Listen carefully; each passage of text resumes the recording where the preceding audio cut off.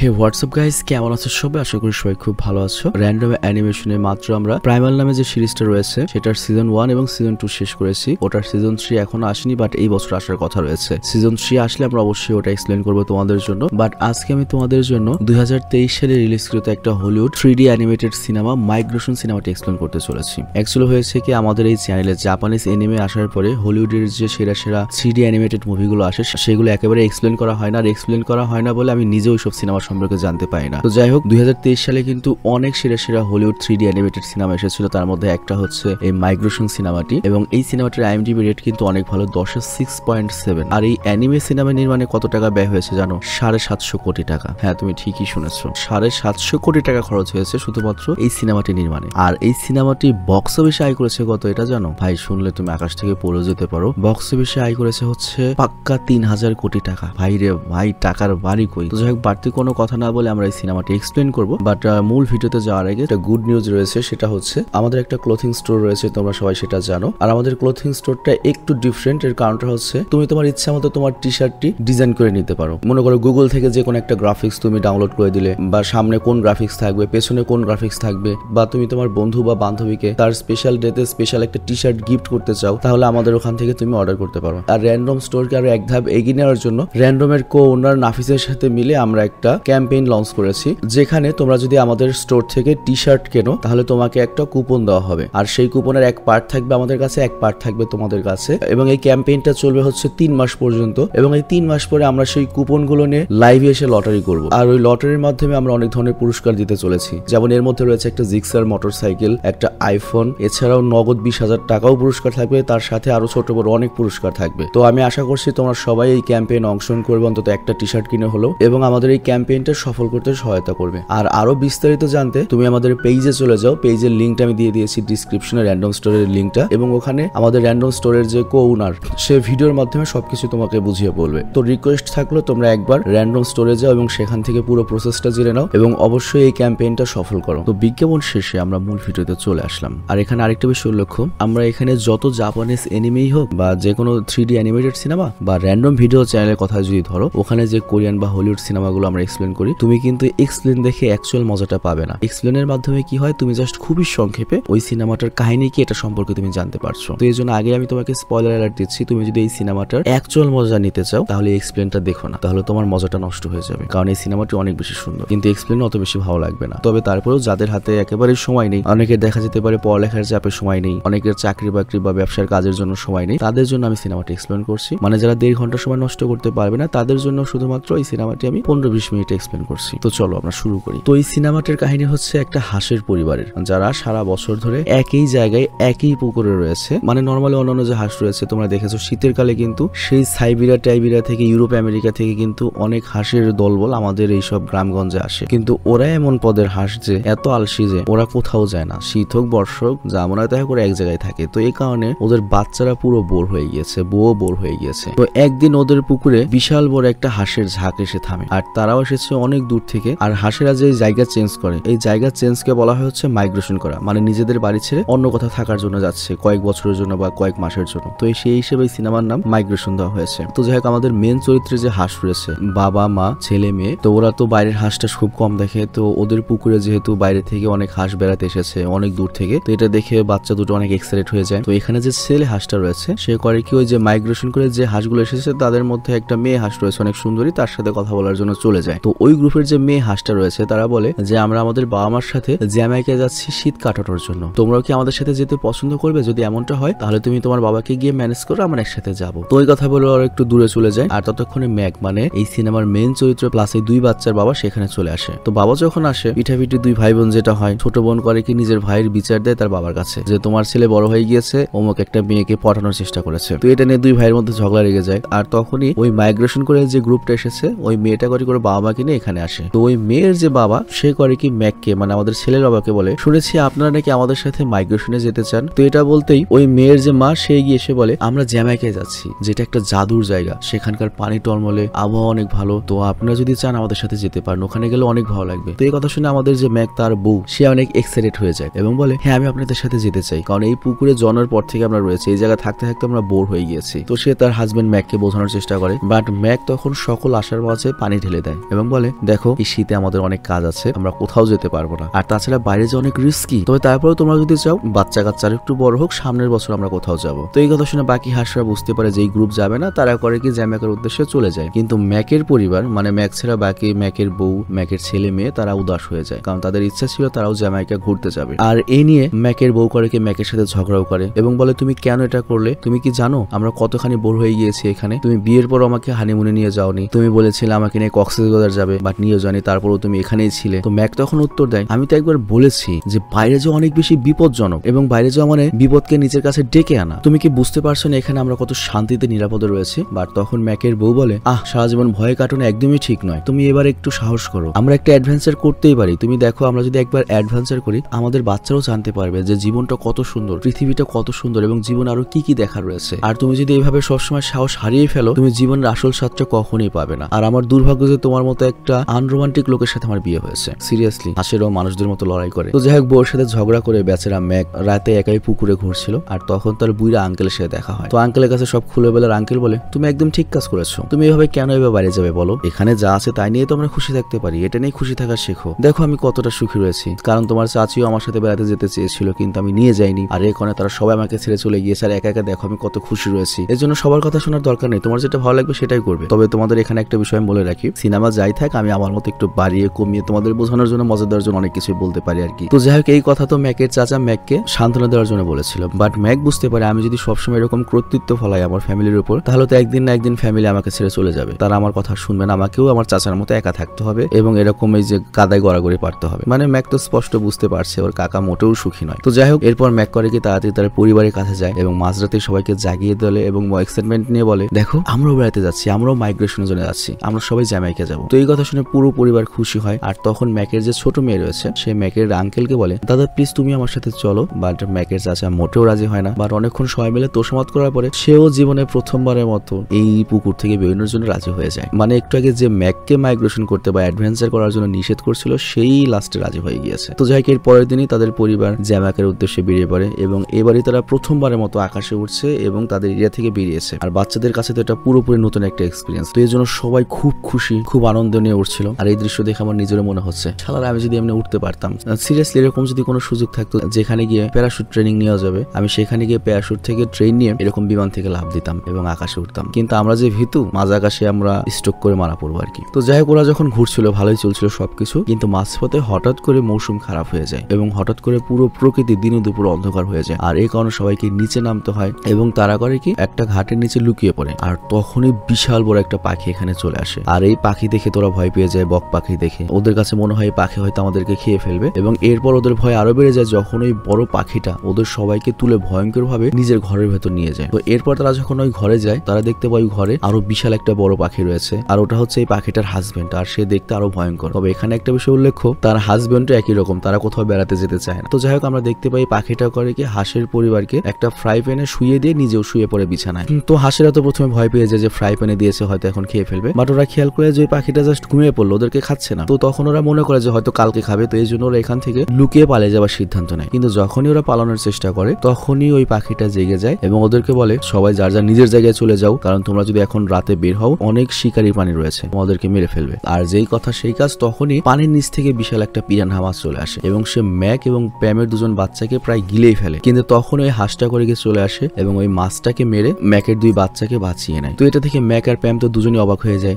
যেই পাখিকে তারা শত্রু মনে করেছে কিন্তু এই পাখি উল্টো তাদেরকে বাঁচালো। তো যাই হোক এই পাখির সাথে আরো অনেক মজার মজার ব্যাপার রয়েছে, এটা হিন্দি ডাবড ভার্সন যদি তুমি দেখো অনেক মজা পাবে। তো যাই হোক এরপর ওই পাখিটা করে কি ওদেরকেও বিছানায় শুয়ে দেয় আর রাতটা আরামে কাটে। আর সকাল হতেই ওরা ওই পাখিটাকে বাই বাই করে আবার নতুন করে জ্যামাইকার উদ্দেশ্যে বের হয়, কিন্তু এই পাখিটা ওই বাচ্চা দুটোকে ছাড়তেই চায় না। মানে এখানে অনেক মজার দৃশ্য রয়েছে যেটা আসলে এক্সপ্লেন করতে পারছি না। ওই পাখিটা বলে দেখো আমি আসলে তোমাদেরকে খাবো না, কিন্তু আমি যদি আবার খাই আবার বলে আমি মজা করেছি, মানে এরকম অনেক মজার মজার কথা হয় আর কি। তবে এই মেয়ে পাখিটাকে একটু পাগলি পাগলি দেখানো হয়েছে, মিশুক কিন্তু পাগলি পাগলি। তো যাই কোনো রকম ওরা সেখান থেকে বের হয় আর তারপর ওরা মেঘের উপর দিয়ে উঠছিল। তো মেঘের উপরে যখন উঠছিল তখন অনেক মজা করছিল এবং বল বানিয়ে এক অন্যকে মারছিল। আর এইভাবে আস্তে আস্তে ওরা বুঝতেই পারে না যে কিভাবে 100 কিলোমিটার পাড়ি দিয়ে ওরা একটা শহরে পৌঁছে এসেছে। আর এখানে উল্লেখ্য এর আগে কখনোই শহর দেখেনি। তো ওরা যখন শহর আসে তখন সবার আগে ওরা একটা ক্রেনের সামনে পড়ে, তবে সেটার হাত থেকে অল্পের জন্য ওরা বেঁচে যায় অ্যাক্সিডেন্ট হওয়া থেকে। আর ম্যাক তখন বলে আমরা কেমন জায়গায় চলে এসেছি, এখানে তো আমরা অনেক বড় বিপদের মধ্যে রয়েছি। তো যাই এরপর যখন ওরা সামনে এগোয় তখন অনেক বিল্ডিং দেখতে পারে, ওরা কনফিউজড হয়ে যায় এবং নিজেদের ব্যালেন্স হারিয়ে নিচে পড়ে পড়তে লাগে। আর নিচে ছিল হচ্ছে অনেক ট্রাফিক বা অনেক গাড়ি, এগুলো তো ওরা কখনোই দেখেনি। তো এই জায়গায় ওরা অনেক ডিফিকাল্টিস এর মধ্যে পড়ে। তবে তারপরেও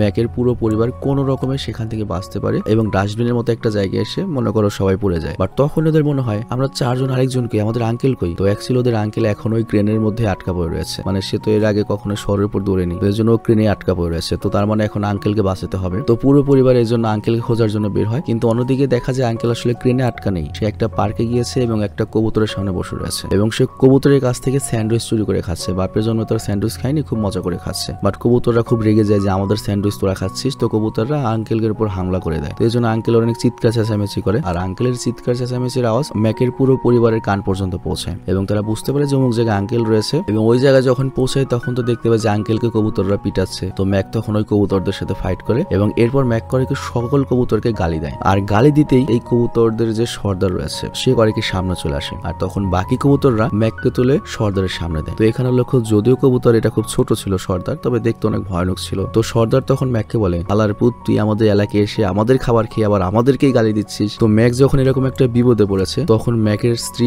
প্যাম আগে আসে। আর যেহেতু একটা মেয়ে, বুঝতেই পারছো, ওই নিয়ে কবুতরের সাথে কথা বলে এবং বলে, আরে ভাইয়া, এটা তো একটা স্যান্ডউইচের ব্যাপার, এটার জন্য আমরা কেন লড়াই করছি? এটা তো আমরা অর্ধেক অর্ধেক করে ভাগ করে খেতে পারি। তো এই আইডিয়াটা কবুতরের সর্দার অনেক পছন্দ হয় এবং এর সাথে ম্যাকের বউ প্যামকে ওর ভালো লেগে যায়। তো যাই হোক, এই জন্য সে প্যামকে বলে, যদি তোমার কোনো কিছু প্রয়োজন হয় আমাকে হোয়াটসঅ্যাপ করো এবং তুমি আমার কাছে যে কোনো কিছু আবদার করতে পারো। আর প্যামও তখন সুযোগ বুঝে কবুতরকে জিজ্ঞাসা করে, আমরা হারিয়ে গিয়েছি আর আমরা জ্যামাইকায় যেতে চাই, তুমি কি আমাদের সাহায্য করতে পারো যে আমরা কোন পথে যাব? তো কবুতর তখন বলে, আমরা তো কুয়ার ব্যাং এর বাইরে কোথাও যাই না, তবে আমি এমন একজন পাখিকে চিনি যে তোমাকে জ্যামাইকার রাস্তা বলে দিতে পারে। তো এরপর ওই কবুতর করে কি ম্যাকের পরিবারকে নিয়ে সড়ক পর্যন্ত পৌঁছায় এবং বলে, এই সড়কটা আমাদের পার হতে হবে। বাট একবার ম্যাকরা দেখেছে যে সড়কে কত প্রবলেম, মানে গাড়ি ঘোড়ায় কত প্রবলেম পার হওয়া। কিন্তু কবুতর বলে, আরে কি বলছো, এটা কোনো ব্যাপারই না, ভয় পেও না, এটা খুবই সাধারণ একটা ব্যাপার, আমি তোমাদের দেখাচ্ছি কিভাবে পার হবে। তো এরপরও যখন রাস্তা পার হতে যায় কবুতরটি প্রথমেই বাস বাইকের সাথে ধাক্কা খায়। এভাবে 3 থেকে 4 বার মনে করো যে ও যেতেই পারে না। আর ম্যাকরা তো আরো ভয় পেয়ে যায় যে এই সড়ক কত বিপজ্জনক। তবে তারপরে ওরা ফাইনালি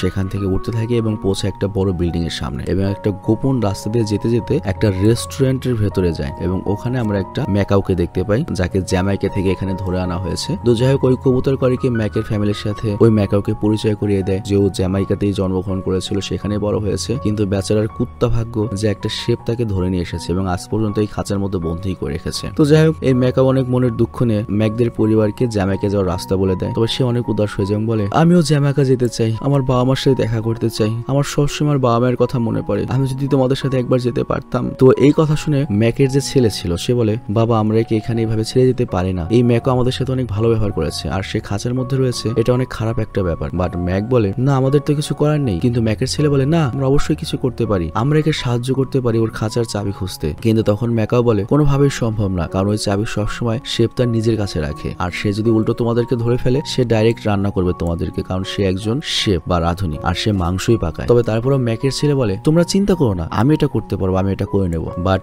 ম্যাক তো বাবা, সে চায় না তার ছেলে কোনো ঝামেলায় পড়ুক, এই জন্য ম্যাক বলে, থামো তুমি, যা করার লাগে আমি করবো। তো এরপর ম্যাক করে কি নিজে হিরো সেজে সেখান থেকে বের হয় চাবি আনার জন্য। কিন্তু এরপর সে যখন শেফকে দেখে তার ভেতর সব হাওয়া বের হয়ে যায়, কারণ শেফ দেখতেই অনেক মনে করো ভয়ঙ্কর। তবে তারপরেও তাকে দেখতে দেখতে ম্যাক চাবিরও দেখা পায় এবং আস্তে আস্তে চাবির দিকে এগোতে থাকে। আর তখনই ম্যাক দেখতে পায় যে প্যাম ওকে সাহায্য করার জন্য পেছন পেছন এখানে চলে এসেছে এবং তারা দুজনেই ফলের মধ্যে ঢুকে ফলের ছদ্মবেশ নিয়ে এখানে এসেছে, মানে ভেজ বদলিয়ে চাবি নেওয়ার চেষ্টা করছিল। তো যাই হোক, এই চাবিটা ছিল হচ্ছে ওই শেফের একটা কোটের উপরে লাগানো। তো যাই হোক, তারা ফাইনালি চাবিটা পায়, কিন্তু তাদের ভুলে সেখানে আগুন নেভানোর যে সিলিন্ডারটা ছিল সেটা ফেটে যায়। আর ওই সিলিন্ডার ফেটার কারণে ওই শেফের পুরো কিচেন তছনছ হয়ে যায়। আর সবচেয়ে বড় খারাপ ব্যাপারটা হচ্ছে ম্যাক এবং তার বউ যে তোমার ওই যে ভেজিটেবলের পোশাক পরেছিল সেটাও খুলে গিয়েছে। তো ওরা যে হাঁস এটা শেফ দেখে ফেলে আর শেফ ওদের দুজনকে ধরার জন্য পেছনে দৌড়ায়। তবে তারপরেও ম্যাকরা যেমন তেমন করে খাঁচা অব্দি পৌঁছায়, কিন্তু সেখানে গিয়ে ম্যাকের হাত থেকে চাবিটা ছুটে যায়। কিন্তু ম্যাকার ভাগ্যটা ছিল অনেক ভালো আর এই কারণে ওই চাবিটা ছুটে গিয়ে ম্যাকার পায়ের মধ্যে পড়ে, মানে ম্যাকা ওটা ধরতে পারে এবং সে খাঁচা খুলে সেখান থেকে বাইরে বেরিয়ে আসে আর তারপর সবাই মিলে বাইরে চলে আসে। তো ম্যাকাও তো খুব খুশি, অনেকদিন পরে সে মুক্ত হয়েছে আর সে ম্যাককে সবার সামনে বাহাদুর বলে যে তুমি খুবই সাহসী। আর কবুতরও খুব খুশি হয় ম্যাকের এরকম সাহস দেখে এবং বলে তুমি খুবই ভালো একটা মানুষ, না সরি তুমি খুবই ভালো একটা হাঁস। তো যাই হোক, এরপর কবুতর ওদের সবাইকে বাই বাই দেয় আর ম্যাকাও সব বাকি সব হাঁস ফ্যামিলি রওনা দেয় জ্যামাইকার উদ্দেশ্যে। তো যাই হোক, ওরা সবাই খুব খুশি ছিল, কিন্তু হঠাৎ করে ম্যাকের মেয়ের বাথরুম চাপে আর তখন ম্যাকের বউ বলে, মা তুমি তো এই কাজ বাতাসেই করতে পারো, আমরা তো এইভাবেই করি, তুমি বাতাসে হেগে দাও। কিন্তু ম্যাকের বউ বলে, না আমি এভাবে করতে পারবো না, আমাকে নিচে গিয়ে বাথরুম করতে হবে। তো এই জন্য সবাইকে থামতে হয় আর তারপর সেই মেয়েটা করে কি নিজের কাজ ছাড়ার জন্য ঘাসের ভেতরে চলে যায়, লুকিয়ে যায়। কিন্তু সেখানে গিয়ে ও জোরে করে চিৎকার করে আর ওর কাছে মনে হয় কেউ ওকে দেখছে। তো ওর চিৎকার করার কারণে পুরো পরিবার সেখানে যায়, কিন্তু সেখানে তারা কোনো প্রাণীকে দেখতে পায় না। বাট যখন ওরা একটা পর্দা উঠে ওরা দেখতে পায় যে এখানে একটা হাঁসের ছবি রয়েছে এবং এটা একটা দরজা। তো এরপর যখন ওরা দরজা খোলে এবং ভেতরে যায়, ওখানে গিয়ে ওরা দেখতে পায় যে এখানে সাদা রঙের অনেক সুন্দর সুন্দর হাঁস রয়েছে যারা ইয়োগা করছে। তো তারাও ম্যাকের পরিবারকে দেখে অনেক খুশি হয় এবং খুব চমৎকার ভাবে ওদেরকে ওয়েলকাম করে। আর এরপর ওই হাঁসগুলো করে কি ওদের সব থেকে সুন্দর গার্ডেনে নিয়ে আসে। আর এখানে আমরা দেখতে পাই যে এখানে হাঁসগুলোকে মানুষ অনেক মনে করো যে যত্ন করছে। তো বাকি সব হাঁস এবং ম্যাকের পরিবার না বুঝলে আমরা বুঝতে পারি এটা একটা ডাক ফার্ম এবং এখানে সকল রাজহাঁসকে পালন করা হয় যাতে এখান থেকে মাংস বানানো যায়। কিন্তু এই হাঁসগুলো তো এটা বুঝে নাই, কিংবা ম্যাকের ফ্যামিলি এটা বুঝতে পারে না। বাট ওরা এটা দেখে ইমপ্রেস হয় উল্টো যে এদের কত যত্ন। তো যাই হোক, এরপর ম্যাকের ফ্যামিলি কিছুক্ষণের জন্য এখানে থাকে, এখানে অনেক মাস্তি করে। আর ওই মুহূর্তে ম্যাকের ছেলের চোখ পড়ে বাইরে এসে একটা ট্রাকের উপর, যেটার ভেতর থেকে শেপ বের হয় এবং শেপ করে কি বের হয়ে এই ফার্মের যে মালিক রয়েছে তার হাতে অনেকগুলো টাকা দেয়। তো ম্যাকের ছেলে বুঝে যায় তার মানে এই হাঁসগুলোকে মাংসের জন্য চাষ করা হয় এবং শেপ এই রাজা হাঁসগুলোকে কিনে নিয়েছে। কিন্তু এই হাঁসগুলো ছিল বেকুব, মানে ফার্মের মুরগির মতো। ওরা যখন ট্রাক দেখে ওরা খুশি খুশি ট্রাকের ভেতরে যাচ্ছিল। ওরা মনে করছিল যে ওদেরকে কোনো পিকনিকে নিয়ে যাওয়া হবে, বাট ম্যাকের ছেলে ওদেরকে বোঝায়, বাট ওরা বোঝে না। আর তখন ম্যাকের ছেলে যায় ম্যাকের কাছে এবং বলে এখানে শেপ এসেছে এবং সেই হাঁসগুলোকে রান্না করার জন্য কিনছে। তো এটা শুনে ম্যাক তখন তার ছেলেকে বলে তুমি মায়ের কাছে যাও, আমি ব্যাপারটা দেখছি। তো এরপর ম্যাক করে কি ওই সাদা হাঁসগুলোর যে লিডার ছিল, মানে দেখতেই পাচ্ছ টেডি বিয়ার টাইপের একটা হাঁস, মানে মেয়ে হাঁস, সবকিছু খুলে বলে যে এটা একটা শেপ রাঁধুনি তোমাদেরকে নিয়ে রান্না করে খেয়ে ফেলবে। তবে তারপর ওরা বিশ্বাস করে না। কিন্তু এদিকে ম্যাকের ছেলে করে কি মাতব্বরি করে একাই আবার ওই ট্রাকের কাছে যায় এবং সকল হাঁসকে বলতে থাকে যে তাড়াতাড়ি এখান থেকে পালাও। বাট শেপ তখন ম্যাকের ছেলেকে দেখে ফেলে এবং ওর দুই ডানার উপর পা রেখে ওকে ধরে ফেলে। কিন্তু ম্যাকের ছেলে তখন বলে কি তার জীবন বাঁচানোর জন্য তার ডানার যে পালক রয়েছে সেই পালক টলক ছাড়িয়ে সেখান থেকে পালিয়ে যায়। আবার নিজের ছেলের এমন অবস্থা দেখে ম্যাকও করে কি শেপের উপর হামলা করে এবং তারপর বাকি হাঁসগুলোকে বলে যদি বাঁচতে চাও তাড়াতাড়ি পালাও। আর তখন বাকি হাঁসগুলো সেখান থেকে পালাতে শুরু করে। আর এই কারণে ম্যাকও সেখান থেকে মুক্তি পেয়ে এবং সে তার ছেলেকে পিঠে উঠিয়ে সেখান থেকে উড়ে পালিয়ে যায়। আর বুঝতেই পারছো ওর ছেলের তো পালক চলে গিয়েছে, ও তো আর উঠতে পারবে না। তো যাই হোক, ম্যাকদের ফ্যামিলির জন্য শুধুমাত্র ওই ম্যাকাও না, এর সাথে ওই শেপের যত সাদা হাঁস কিনেছিল সব এখান থেকে বেঁচে যায়। বাট শেপ এই কারণে ম্যাকদের ফ্যামিলির উপর মারাত্মক রেগে যায় যে এই ফ্যামিলি আমার তুতাও নিয়ে গিয়েছে, আবার আমার কেনা হাঁসগুলো নিয়ে গেল, তো আমি ওর উপর তো প্রতিশোধ নেবো, ওকে আমি রান্না করবো। আর অন্যদিকে আমরা দেখি সকল হাঁসরা বিশ্রাম করার জন্য একটা রিসোর্টে থামে, কিন্তু ম্যাক এখানে তার ছেলেকে বকাবকি শুরু করে যে তুমি আমার কথা কেন শোনো না, তুমি কেন মাতব্বরি করে একা একা চলে গিয়েছিলে। তো ওদের যখন এই কথাবার্তা চলছিল তখনই এখানে যত হাঁস ছিল তারা ঘুমিয়ে পড়ে। আর এদিকে রাতে আমরা দেখি শেপ ওদের সবাইকে ধরার জন্য তার নিজে হেলিকপ্টার নিয়ে এসেছে এবং সবাইকে খুঁজছে। আর এই দিকে আমাদের দেখানো হয় ম্যাকের দুই ছেলে মেয়ে, মানে ম্যাকের মেয়ে নিজের ভাইকে জড়িয়ে ধরে মুড ঠিক করার চেষ্টা করছে যে ভাই চিন্তা করিস না, আমরা টাইম মতো পৌঁছে যাবো, তোর পালক আবার উঠবে। বাট তখনই শেপ ওদেরকে দেখে ফেলে এবং আমরা দেখি সে হেলিকপ্টার থেকে একটা জাল ফেলে এবং সবগুলো হাঁসগুলোকে ধরে ফেলে। তো এখানে ম্যাকের ছেলে মেয়ে যেহেতু দূরে ছিল ওরা অল্পের জন্য বেঁচে যায়, বাট বাকি যত হাঁস ছিল ম্যাকের বউ, তুতা এবং বাকি সব যে সাদা সবাই ধরা পড়ে যায় এবং শেপ করে ওদের সবাইকে হেলিকপ্টারে উঠিয়ে নিয়ে যেতে থাকে। বাট ভাই বোন জাস্ট এটা দেখতে থাকে, ওদের কিছুই করার নেই। তো যাই হোক, এখানে দুটো সমস্যা রয়েছে। প্রথমত ম্যাকের মেয়ে অনেক বেশি ছোট আর ছেলের তো মনে করো পালকই নেই, ডানা ভাঙা, তো উড়বে কিভাবে। তো যাই হোক, এরপর আমরা দেখি শেপ করেছে কি ম্যাক আর প্যামকে আলাদা একটা খাঁচায় বন্দী করেছে, কারণ সে জানতো এই হাঁস দুটো খুবই চালাক, তো ওদের যদি একসাথে রাখা হয় ও একটা না একটা ঘটনা ঘটে ফেলবে। আর এই দিকে আমরা দেখি ম্যাকের দুজন বাচ্চা খুবই চিন্তিত ছিল আর ম্যাকের মেয়ে তো কান্নাকাটি করছিল যে আমাদের বাবা মার কি হবে। কিন্তু ম্যাকের ছেলে তখন বলে তুই কান্না করিস না, আমরা কিছু না কিছু তো করবই। বাট ম্যাকের মেয়ে তখন বলে তুমি কি করবে, তুমি তো উঠতেই পারো না। বাট তখনই ম্যাকের ছেলে এখানে ওই ম্যাকাও যে ছিল ওর কিছু পরা পালক পায় আর এটা দেখে ওর মাথায় একটা আইডিয়া আসে। ও করে কি কস্টিপ দিয়ে পালকগুলো নিজের ডানায় লাগিয়ে নেয়। আর অন্যদিকে আমরা দেখি খাঁচায় বন্ধি প্যাম, ম্যাকের বউ অনেক ভয় পেয়েছিল আর সে ম্যাককে বলে তুমি ঠিকই বলেছিলে, আমাদের পুকুর থেকে বের হওয়াটা ঠিক হয়নি, পুকুর থেকে বের হওয়া মানে নিজের বিপদ টেনে আনা, আর আমরা সেটাই করেছি, হয়তো আমরা মারা পড়বো। কিন্তু ম্যাক তখন তার স্ত্রীর এই উদাস অবস্থা দেখে বলে হে তুমি কি নিয়ে টেনশন করছো, তুমি অনেক ভালো এবং অনেক সাহসী আর আমি তোমাকে অনেক ভালোবাসি, কারণ তুমি কখনো স্বপ্ন দেখা ছাড়োনি আর তুমি এটা আমাকে বারবার অনুভব করিয়েছো যে সবকিছু বিফলে যাওয়ার পরও আমাদের সব সময় খুশি থাকা উচিত, তুমি দেখো এখান থেকে ভালো একটা কিছু হবে। তো এটা শুনে মনে করো ম্যাকের বউর ভেতরে একটা জোশ চলে আসে এবং তারা একটা নতুন প্ল্যান বানায় এবং প্ল্যান বানিয়ে তারা করে কি খাঁচার ভেতর থেকে দুজন মনে করো নাচের স্টাইলে দুইজন দুইটা ঠ্যাং বের করে দিয়ে আস্তে আস্তে সেখান থেকে সরতে থাকে এবং যেতে থাকে হচ্ছে বাকি সব সাথীদের কাছে। কিন্তু বাকি সব সাথীদের কাছে যাওয়ার আগেই শেপ ওদেরকে ধরে ফেলে। কিন্তু তখনই দেখা যায় তুতা সহ বাকি হাঁসরা মিলে ওই শেপের উপর করে কি হামলা শুরু করে, মানে ওখানে যত সবজি রয়েছে সেগুলো মুখে নিয়ে ছুটতে শুরু করে এবং এক পর্যায়ে তারা একটা মিষ্টি কুমড়া করে কি শেপের উপর ফেলে দেয়। আর এর ফলে শেপ পড়ে যায় হচ্ছে হেলিকপ্টারে এমন একটা বাটনে যেটা ক্লিক করলে হেলিকপ্টারের নিচের যে কম্পার্টমেন্টের দরজা রয়েছে সেটা খুলে যাবে। তো ওই দরজা খুলে যায় আর তারপর ওই